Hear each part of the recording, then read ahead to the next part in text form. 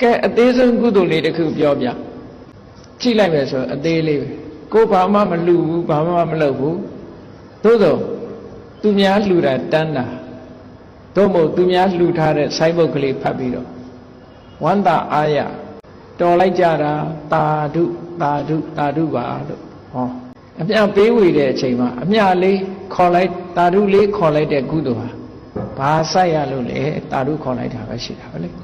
အဲ့ဒီကုသိုလ်ကလည်းအကျိုးပေးတယ်လို့အဲ့ဒီကုသိုလ်ကတချို့ကထင်ကောင်းထင်မယ်တာဓုခေါ်လို့အကျိုးပေးရင်တို့နေတိုင်းတာဓုတွေခေါ်နေတာဒီတာဓုကတခါတလေအိတ်ချင်တန်နဲ့ခေါ်တဲ့တာဓုရှိသေးတယ်ဝန္တာအာရ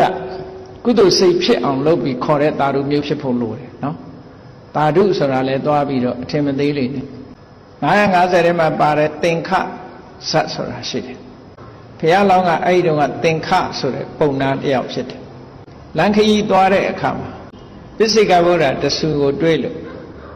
နေဘူးထဲမှာဖဏတ်မပါဘဲနဲ့ရှောက်နေတာကိုတွေ့လို့သူစီးလာတဲ့ဖဏတ်ကိုကြာကြာနာနာဆေးကြော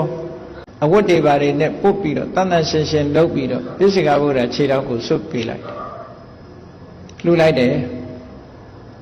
ဒီဖဏတ်ကလေးစီးပြီးတော့သွားပါဗျာအဲ့ဒီဖဏတ်လှူပြီးတော့